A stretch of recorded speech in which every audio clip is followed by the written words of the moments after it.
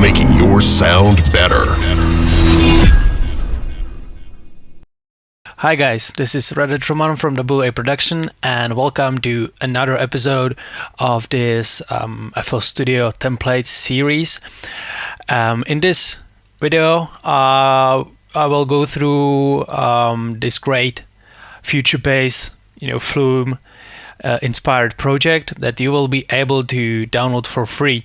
You will find a link for the whole free download, including the FLP file, including all presets and samples in the description of the video, so be sure to check it out and download it to your PC. Let me just first play you the full preview, and then we will talk more about the project itself. So playing in, wait a second, and 3, 2, 1, go.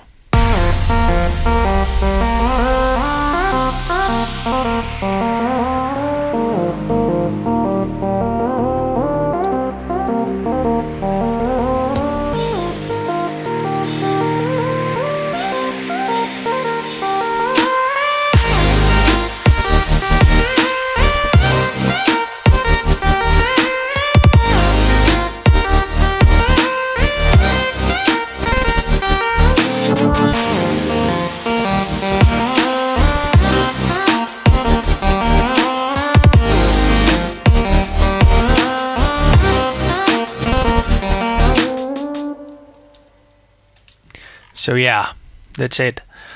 I really do love this genre. I really do love this type of music. So I will show you some really cool tips and some processing stuff. So let's take a look at the project. So at the top of the project you can see some samples, and all of these drum samples are from my pack that I've created together with WA Production called Reddit Roman Future Bass Sense.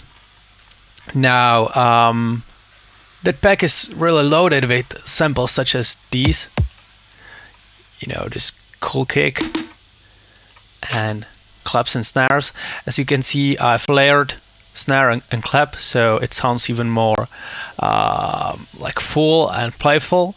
On the kick is as a top layer also this percussion that is really shortened, and here are just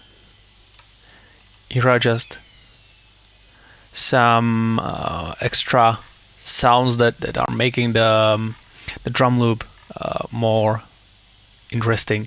At the second part of the drop comes also hi-hats, but there are really nothing special about these. So the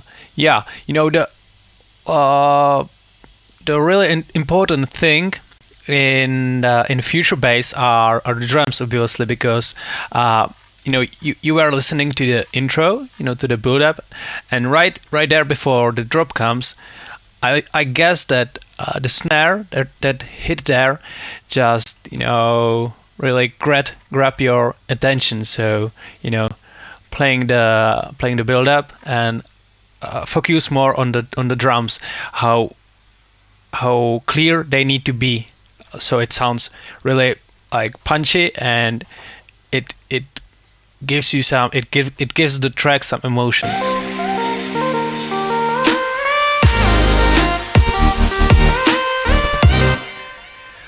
These drums really need to be on the top of the track.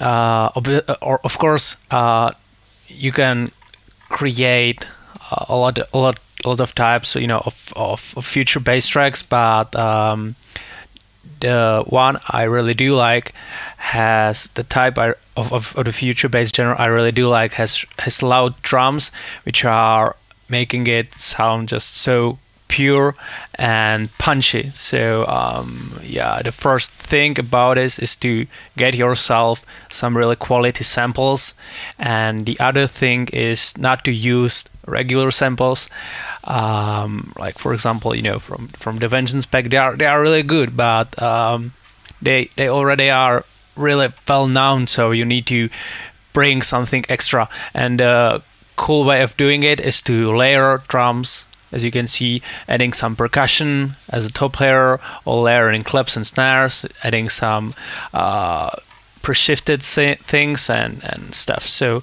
yeah, let's move on. Here are some effects, crashes. Here is a white noise uplifter. Here's a clap with a white noise downlifter. This is just an FX section, nothing important in there, but check this out. This pattern in here is the drop lead made by Silent One. So check this out. The melody is really cool. You can see that the portamento is on. It's quite slow, the legato, and you can also see that even though the melody here is the same, the notes aren't, because this note is gliding, this note is not, and the playing with these little things is really important, and that gives your track the special edge and the special feeling. You know, listen to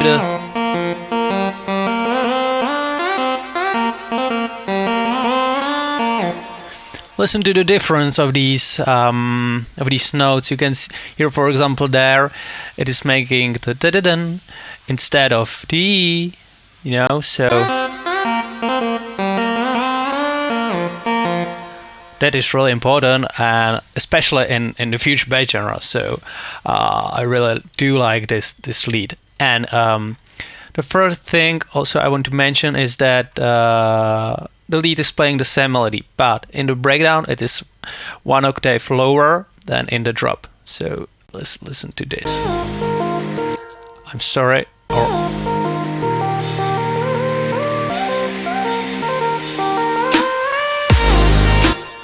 Okay, so here comes already the octave higher drop lead, but here is a lower one.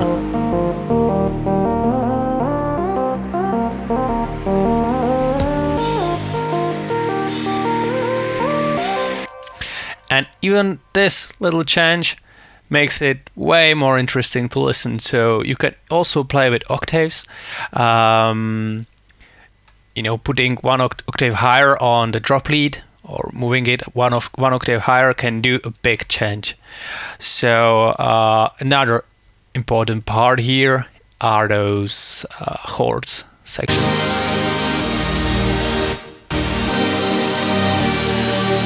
Sounds pretty full, but when you automate volume, in our case we have automated volume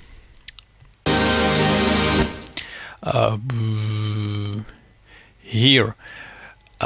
So you know, this volume knob is doing the magic, but you can automate generally any volume button you want to do so, or you want to automate. So this is the volume shape that the synth are following. So that is creating the 50% magic of this track. This little, or not little, but this really cool automation clip.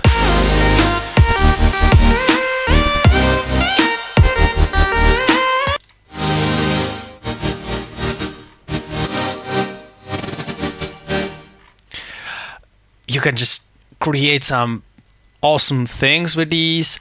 You can even use LFOs in Serum or Massive or whatever, but this gives you an ultimate amount of useful things. You can really control it however you want, and you can make it as long as you want. So yeah, that is the main wobbly type of effect, and it's caused by just automating volume button. And yeah, those are the chords. There is also one more thing, you know, check this out.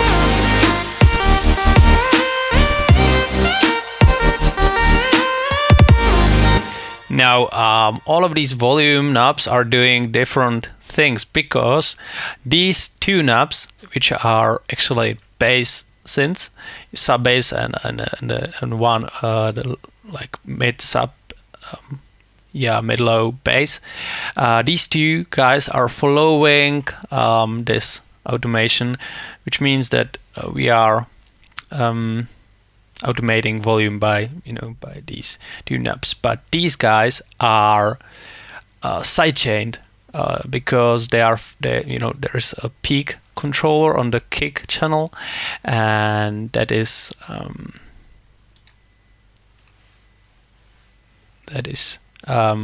you know what I mean. It's connected with the volume. So sidechaining is another huge and important thing in future bass. You really need to sidechain things quite hard. You cannot use kickstart or crossbeat because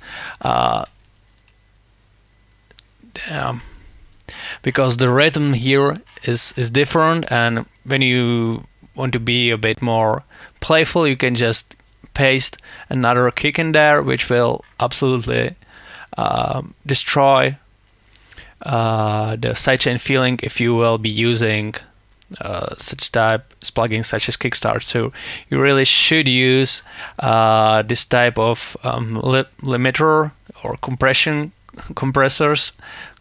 that are making sidechains, or you can also automate volume, and which will be following the kicks and maybe also snares. So yeah, that's about the chords. Here are the bass. Bass synth. I've already mentioned them, and here is just one extra. Here's just one extra sound that is creating some extra atmosphere in the middle of the drop. And what we got here? Just some pad chords that are following the basic melody. The BPM is set to 160, and here are some simple bass notes, plucks, and yeah, all of this together is making such a good sound. Also because these fixed chains, I believe you will go through them if you'll be willing to download this FLP. You can see that there are quite a lot of effects going on, some saturation, dimension expander, which is a freeware by the way, and yeah, not that many special plugins. Usually they are just regular plugins that I always do use. This one is a bit more special. It's called JB6K, and it's a plugin that is mainly creating saw waves. So you can detune them, you can apply on them different effects, or you can just use some really pure and really well done, well made saw waves. So in case you are looking for, or the silent one is not enough for you, you should try also this plugin. So yeah, I think that's it. So let's just repeat the most important things that I think should be implemented in your track while creating future bass track. The number one, drums. You really need to have powerful and punchy drums that are also special, that are not sounding too cheap or regular. Number two, playing with automation. You don't have to play only with volume automation. You can also play with filter automation. You can also play with pen automation, going from the right to the left. These are really important. Number three, sidechaining. Sidechaining is just extremely important. And creating future bass stuff, you should sidechain your synth really hard, because that's giving the track the right edge. And number four, be really playful. Try to think outside of the box, because that's what this genre is all about. You don't want to be regular, you want to be special, and you want your tracks to be special. So I think that's all for now. Really thank you for watching. I hope you enjoyed this tutorial. Don't forget to download the free FLP, and don't forget to subscribe, comment and like. Thank you very much, and have a nice day. Bye.